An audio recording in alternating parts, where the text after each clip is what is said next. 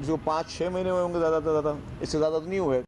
अभी 5-6 महीने उसको जेल में हुए नहीं हैं तो अचानक सबको जुडिशरी की आज़ादी याद आ गई।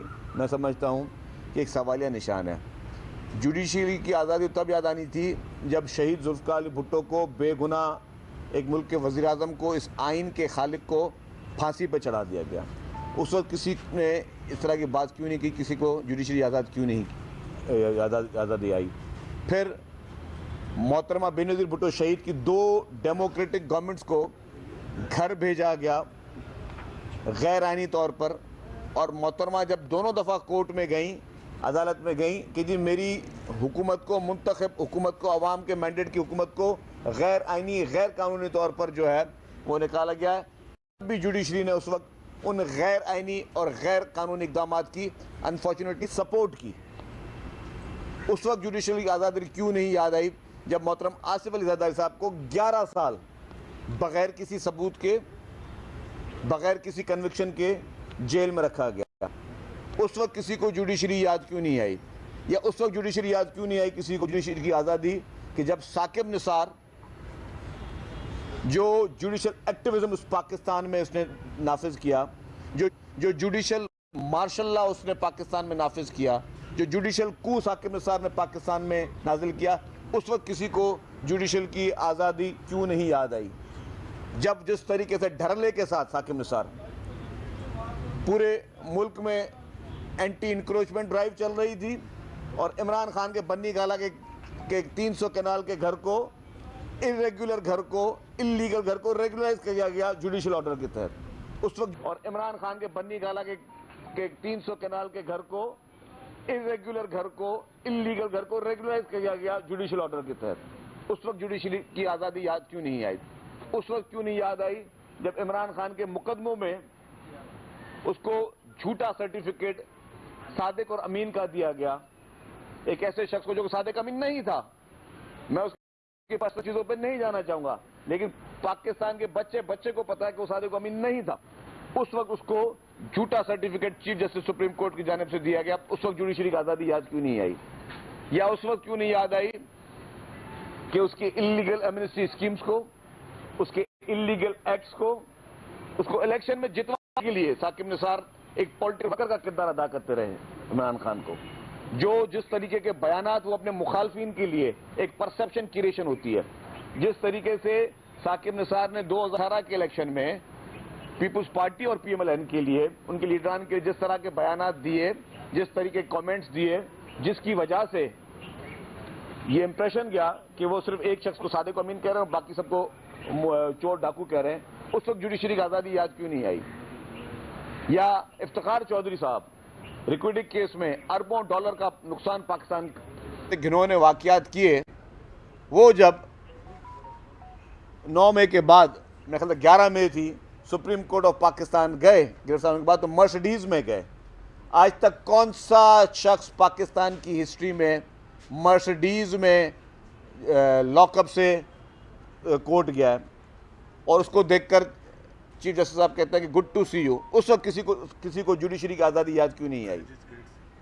और ख़ास जजेस गेट से उनकी एंट्रियाँ होती हैं और उनको ख़ास मराद दी जाती है, और फिर कहा जाता है कि आप मजम्मत कर लीजिएगा खान साहब, आप मजम्मत कर लीजिएगा जो 9 मई को आप लोगों ने इस मुल्क की तबाही की, इस मुल्क के आइनी इदारों की तबाही की, इस मुल्क के, हमारे मुल्क के सलामती इदारों की तबाही की है आपने, जो इस मुल्क में आवाम के एम्बुलेंसेस की तबाही की है, बसेस को जलाया है। सिर्फ एक आप कह दीजिएगा कि गुड टू अपना कि अफसोस कर दीजिएगा या मजम्मत कर दीजिएगा। इस तरह के जब चीज़ें हुई हैं मुल्क में, तब किसी को जुडिशरी की आज़ादी याद क्यों नहीं आई। मकसद ये कहने का कि हम पीपल्स पार्टी चाहती है जुडिशरी की आज़ादी, पीपल्स पार्टी ने खून दिया इस मुल्क को जुडिशरी की आज़ादी के लिए, लेकिन सिर्फ इमरान खान के लिए, उसको हीरो बनाने के लिए, ताकि अवाम में एक परसेप्शन जाए कि जी बहुत बड़े को ज़्यादती हो रही है। क्या ज़्यादती हुई है? 5-6 महीने वो जेल में गया है, क्या ज़्यादती हुई है? 21 महीने तो हम जेल में रह के आए। उस वक्त हमारे ऊपर कौन से मुकदमे थे, कौन से हमारे खिलाफ शवाहिद थे? सियासी मुकदमे में 21 महीने मैं करके, उस वक्त किसी को जुडिशरी की आज़ादी याद नहीं आई। आज वो शख्स 6 महीने हुए नहीं है और वो भी जिस तरह की जेल काट रहा है कि VIP किस्म की ट्रीटमेंट उसको मिल रही है। सारे उसके बाद चीफ मिनिस्टर्स भी उसको मिल रहे हैं, उसके मिनिस्टर, उसके कैबिनेट के मिनिस्टर्स भी उससे मिल रहे हैं, उसके MPs उसे जेल में मिलने जा रहे हैं। ये सख्ती होती है, ये जेल होती है, ये है जुडिशरी की आज़ादी की बात की जाती है। आप गरीब लोगों को देखें कि जेल में किस तरह मिल रहे हैं, गरीब लोगों की जेल की बैरक्स जाके देखें कि क्या उन्होंने उनको साल साल 2-2 साल तक शायद उनको मुलाकात की इजाज़त मिलती है अपनी माओं से, अपनी बहनों से, अपने बच्चों को से मिलने के लिए। या तो सियासी एक्टिविटीज़ जेल में चल रही हैं। आप बोलते हैं जुडिशरी की आज़ादी चाहिए आपको। मकसद ये है कि हम, मैंने जिस तरह पहले कहा कि हम जुडिशरी की आज़ादी के मुकम्मल तौर पर हक़ में हैं, लेकिन ऐसे मौक़ों पे हमारे इदारों के ख़िलाफ़ प्रोपेगेंडास करना या उनको कंट्रोवर्शियल बनाना, या उसका इंडायरेक्ट मकसद अगर ये है कि इमरान खान जैसे लोगों को एक कौमी हीरो बना के साबित करना कि बहुत बड़ी ज़्यादती हुई है, उसके साथ कोई ज़्यादती नहीं हुई है। जो उसने कारनामे किए हैं वो कोई ज़्यादती नहीं है। ना आज तक लोगों को फराह गोगी भूली है, ना उनको उनका वसीम अकरम प्लस की कारकर्दगी और छक्के भूले हैं, ना लोगों को ये भूला है कि जी किस तरीके से तोशाखाना में डाके डाले गए, ना लोगों को ये भूला है कि किस तरीके से जानबूझकर इस मुल्क की मईशत को नुकसान पहुंचाने की कोशिश की गई है, ना लोगों को ये भूला आज दिन तक। और मैं ख़ास तौर पे कहूँगा फिर वो जुडिशरी की आज़ादी पे, जिस तरीके से पाकिस्तान की तारीख़ में पॉलिटिकल पार्टी को बाहर से फंडिंग होती रही जो कि इलीगल थी। हमारे जुडिशल की आज़ादी के दोस्त और मौजूद लोग उस पर भी बात करें, जो इलीगल थी, गैर कानूनी, गैर आइनी थी इलीगल फंडिंग। भारत और इसराइल ने आपके मुल्क में एक पॉलिटिकल पार्टी को फंड्स दिए हैं। मैं तमाम उन मौजूद अरकान मौजूद लोगों को कहूँगा जो जुडिशरी की आज़ादी की बात करते हैं, तो कि आप किताब खोलें पाकिस्तान के आइन का, कानून का, कि क्या भारत या इसराइल की फंडिंग पाकिस्तान में जायज़ है या नहीं है। क्या जो पॉलिटिकल पार्टी भारत और इसराइल से फंडिंग करे इस मुल्क में सियासत करने के लिए, मुल्क का कौन सा आइन की कौन सी शिक उसकी इजाज़त देती है, मुझे बताएं। उस पर आप लोगों ने क्यों नहीं उसको सजाएं दी हैं, उस पर क्यों आप खामोश रहे। प्रॉब्लम ये हुआ है, जो इमरान खान के संगीन जुराइम थे उसमें उसको रिलीफ दिया गया है।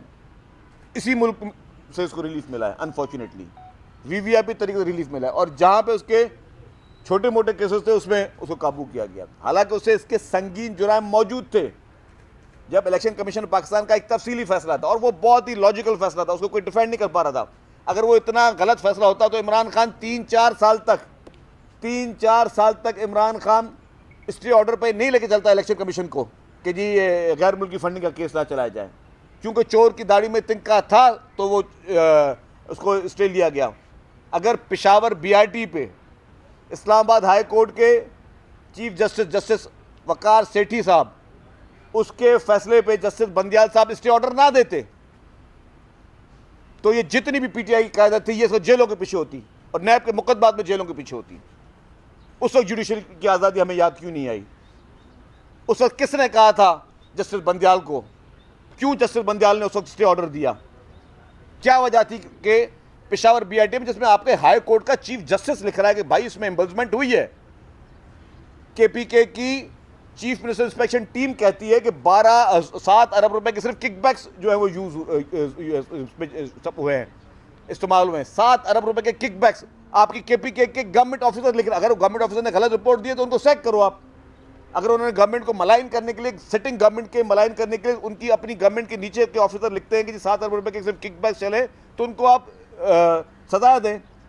लेकिन उन सारी रिपोर्ट्स के बावजूद अगर इस्लामाबाद पेशावर हाई कोर्ट ने कहा तो जस्टिस बंदियाल साहब ने उसको स्टे ऑर्डर पे स्टे ऑर्डर दिए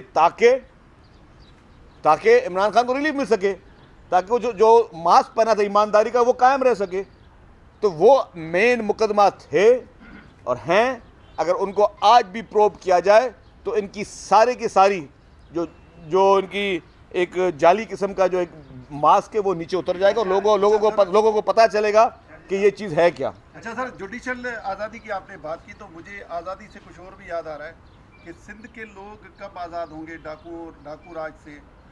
यहाँ ज़िंदगी अजरन बना दी गई है, किसी की इज्जत महफूज नहीं है, ख़ास तौर पे कशमोर, कंदकोट, जैकबाबाद, घोटकी, इस तरफ तो बिल्कुल ही जो है ना वो लोगो एरियाज बने हुए हैं। देखिए जी, आपका सवाल जेन्युइन है। कल भी हमारे नए लॉ मिनिस्टर साहब जो हैं, होम मिनिस्टर साहब, उन्होंने उस पर तफसीली एक ब्रीफिंग दी है और वो कोशिश कर रहे हैं। चीफ मिनिस्टर साहब को भी कंसर्न है, वो भी कोशिश कर रहे हैं, पूरी सिंध गवर्नमेंट कंसर्न है। चाहे डाकू हों कच्चे के या चाहे स्ट्रीट क्राइम हो, दोनों पे गवर्नमेंट संजीदा है। क्योंकि गवर्नमेंट के लिए कॉज ऑफ कंसर्न। हम नहीं चाहते कि जी किसी भी शहरी को जो है वो इस तरह का के माहौल में जो है वो गुजारना पड़े। माजी में इससे बदतर भी हालात रहे हैं, जब आप टोल प्लाजा से सिर्फ कॉन्वाइस के ज़रिए हाईवेज़ पे सफ़र करते थे थ्रू आउट सिंध, लेकिन उसके बाद हालात बेहतर हुए। जैसी पीपल्स पार्टी की सिंध हुकूमत आई, एक्शन लिया, अभी जो थोड़ी बहुत फिर गड़बड़ है इसको भी इंशाल्लाह ताला सीरियसनेस के साथ, क्योंकि एक एक शहरी की जान और माल की हिफाजत हुकूमत का फ़र्ज़ है, हम इसको अपनी अवलीन तरजीह समझते हैं। अच्छा सर, मेरा सवाल ये है, सिंध के अवाम ने आपको मैंडेट दिया सिंध के हुकूक के लिए, लेकिन सिंध के अवाम ने इसके लिए मैंडेट तो नहीं दिया ना कि फैसल वावडा जैसे लोगों को आप सेनेटर मुंतखब कराएं। आपके एक सेनेटर ने आज रिटायरमेंट ले ली है, जिससे फैसल वावडा की जीत यकीनी हो गई है। क्यों ये फैसला किसने किया?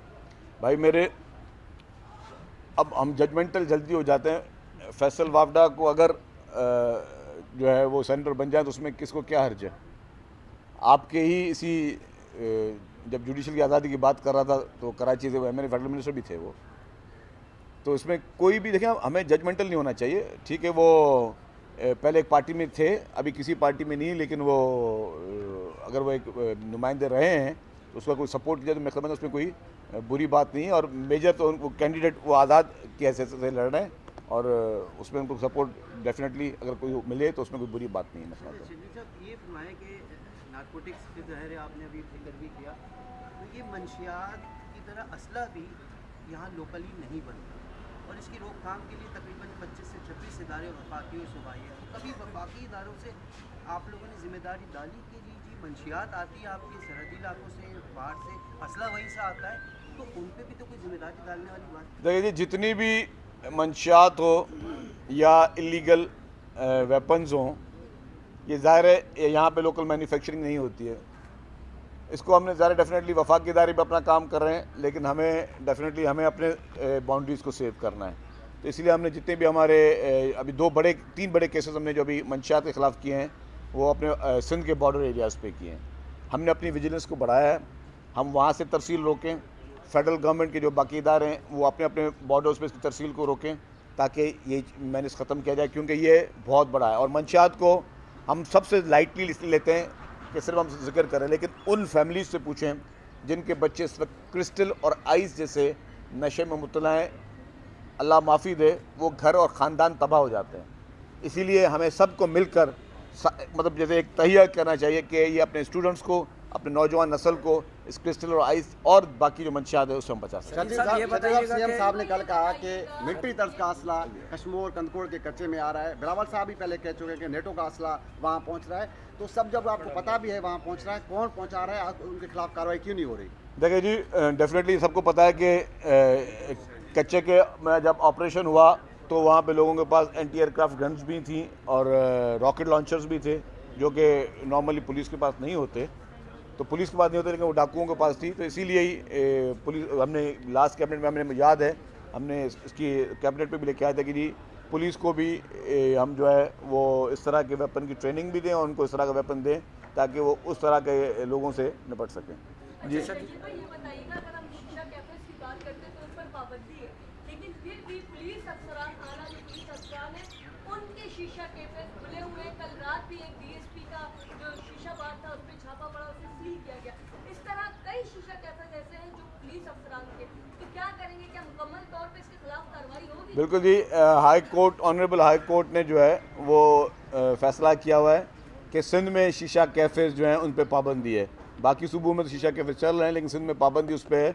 तो उस पर लेकिन कानून, क्योंकि कोर्ट का ऑर्डर है, तो ये सबके लिए पाबंदी है। ये नहीं है कि जी कोई भी कुछ मखसूस लोग उसको चला सके, कुछ मखसूस ना चला सकें।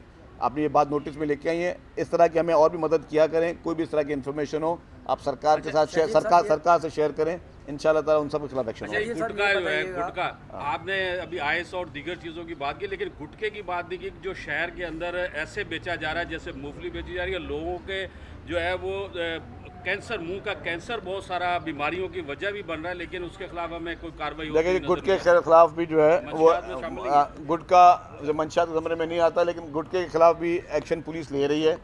और मैं समझता हूँ गुटखे के खिलाफ ठीक ठाक एक्शन पुलिस इसमें कोशिश में लगी हुई है। लेकिन मंशियात एक्साइज के ज़मरे में आती है, तो एक्साइज जो है वो मंशियात को वो देख रही है कि उसके खिलाफ एक्शन ले, लेकिन पुलिस भी जो है वो दिल से गुट के खिलाफ लगी हुई शरीफ है। साहब ये बताइएगा, कराची में क्राइम की वारदातें दिन दिहाड़े घर की दहलीज हो या गली मोहल्ला हो, शहरी जो है वो लूट मार का शिकार हो जाते हैं, मुज़म्मत पर जाने भी गंवा देते हैं। 14,000 वारदातें साल के गुज़िश्ता 3 महीनों में, और उसके साथ 45 से ज़्यादा शहरी अपने जानों के नजराने पेश कर चुके हैं। उस पर क्या इकदाम किए? ये सवाल ये पहले भी हो चुका है और उसका जवाब दे चुके हैं कि इस वक्त नए होम मिनिस्टर साहब हैं, वो काफ़ी सीरियसनेस के साथ इसके खिलाफ एक्शन ले रहे हैं। डेफिनेटली रमज़ान में हमेशा ये रिकॉर्ड रहा है कि इस तरह की वारदातें बढ़ती हैं, और इंशाल्लाह ताला कोशिश इनकी यही है कि पुलिस जो है वो मज़ीद प्रोएक्टिव होकर इन सारे गैंग को एलिमिनेट करे। Thank you. ये जो पीपल्स बस सर्विस है, क्या ईद के मौके पर चलती रहेगी? पिछला देखा था हमने कि ये बंद हो गई थी या महदूद हो गई थी, तो क्या ये तीनों दिन चलती रहेगी? पीपल्स बस सर्विस ईद के सारे दिन चलती रहेगी। महकमे की ज़मीनों पे कब्जे हैं, सांगड़, जादू, कराची समेत, वो कब्जे का बंटवारा है। उस पर भी हमने एक्शन लिया हुआ है। Thank you.